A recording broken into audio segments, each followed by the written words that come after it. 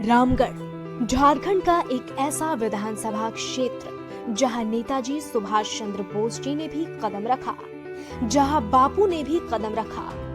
एक ऐसी ऐतिहासिक धरती जो पूरे देश में जानी जाती है, जिसकी अपनी एक अलग पहचान है, जो क्षेत्र आजादी के पहले से अपनी अलग राष्ट्रीय पहचान रखता है। बापू ने इस धरती पर कदम रखा तो जरूर, लेकिन कुछ लोग बापू के विचारों का अनुसरण यहाँ नहीं कर पाए। साल 2019 से पहले 1.5 दशक तक यहाँ एक ऐसा मंजर दिखाई पड़ा जिससे यहाँ की आम आवाम भयभीत हो गई थी। मारपीट, गुंडा राज, माफियाओं के संगठित गिरोह ने रामगढ़ में कब्जा कर लिया था। आम आवाम त्रस्त थी। बेगुनाहों को केस मुकदमे में फंसाकर राजनीतिक वर्चस्व कायम करने की कोशिश यहाँ की गंदी राजनीति का हिस्सा हो गया था। जो कोई भी आवाज बुलंद करने की कोशिश करता, उसे केस में फंसाकर जेल भेज दिया जाता। ऐसे में डर से लोग कुछ बोलने भी नहीं लगे। एक बड़ी आबादी भय के माहौल में जीने लगी। लोग पुलिस थाने में जाते तो पुलिस भी सहयोग नहीं करती। इस तरह 1.5 दशक में कई परिवार केस मुकदमे में तबाह होते रहे। आम आदमी का जीना मुहाल कर दिया गया। जनता के भीतर अंदर ही अंदर बहुत आक्रोश था। लोग आवाज बुलंद तो करना चाहते थे, लेकिन राजनीतिक तपिश में बोलने की हिम्मत नहीं जुटा पा रहे थे। सबको यही डर लगता था कि यदि संगठित गिरोह के प्रति आवाज बुलंद किया गया तो झूठे केस में फंसाकर जेल भेज दिया जाएगा। इस बीच 2015 से रामगढ़ विधानसभा क्षेत्र में एक वीरांगना का राजनीतिक आगाज हुआ। उन्हें लोग प्यार से ममता दीदी कहते हैं। उन्होंने इस संगठित राजनीतिक आपराधिक गिरोह का जमकर विरोध किया। पुलिसिया जुल्म के खिलाफ भी आंदोलन किए। आम आवाम के लिए भी लड़ने लगी। अब ममता दीदी को लोग आंदोलनकारी ममता के तौर पर जानने लगे। रामगढ़ की जनता को एक उम्मीद की किरण दिखी। लोगों को यह एहसास हुआ कि गुर्बत के साए से निकली रामगढ़ की एक बेटी बहू अब हमारी आवाज को बुलंद करेगी। हुआ भी ठीक ऐसा ही। वीरांगना ममता पुलिस की लाठियों से भी नहीं डरने लगी। शोषण और जुल्म के खिलाफ मुखर होकर आवाज बुलंद करने लगी। इसने लोगों को स्याह अंधेरे के बीच एक रोशनी दी। ममता घर घर जाने लगी, चौक चौराहे पर भाषण देने लगी। ममता के चट्टान से इरादे और लड़ने के जज्बे ने पूरे रामगढ़ में एक अलग ही माहौल पैदा कर दिया। हर कोई ममता के नेतृत्व कौशल से प्रभावित थे।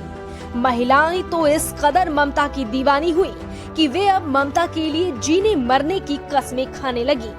महिलाएं भी ममता को आंदोलन में साथ देने लगी। जिला परिषद बनने के बाद अब चुनावी राजनीति में बड़े फलक पर लोग ममता को देखने की चाहत रखने लगे।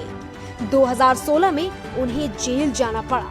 उस वक्त 8 माह की अपनी लाडली बेटी को छोड़कर वे जेल में रही। 2016 से शुरू हुआ आंदोलन का सफर अनवरत जारी रहा।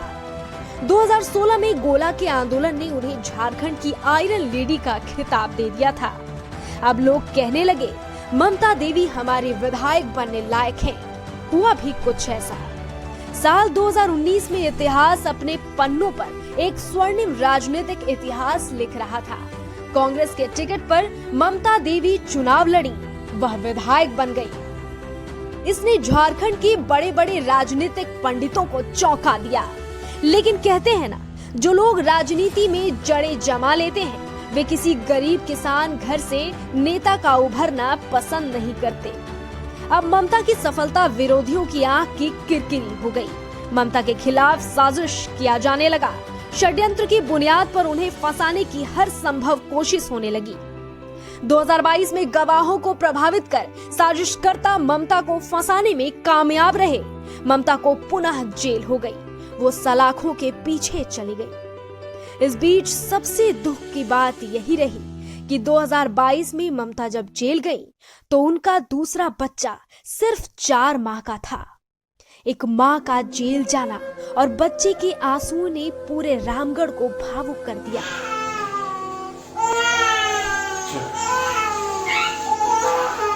सलाखों के पीछे ममता ने भी सिसकियां ली।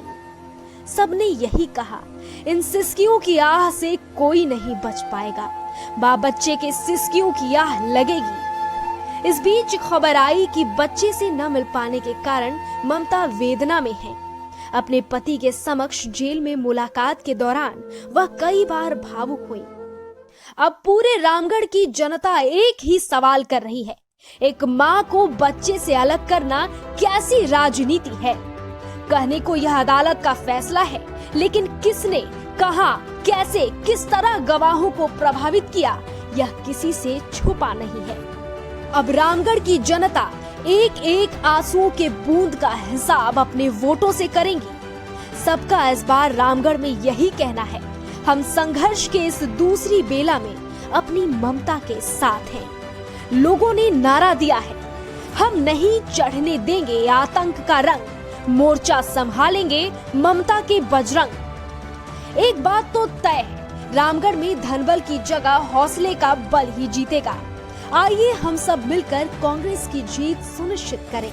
यह जीत सिर्फ एक चुनावी जीत नहीं, बल्कि रामगढ़ के जन जन की जीत होगी, अन्याय पर न्याय की जीत होगी।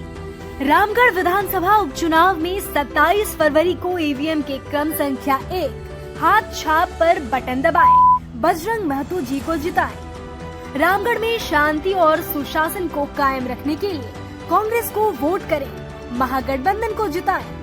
कांग्रेस की जीत सुशासन की जीत होगी, संघर्ष की जीत होगी, सच की जीत होगी।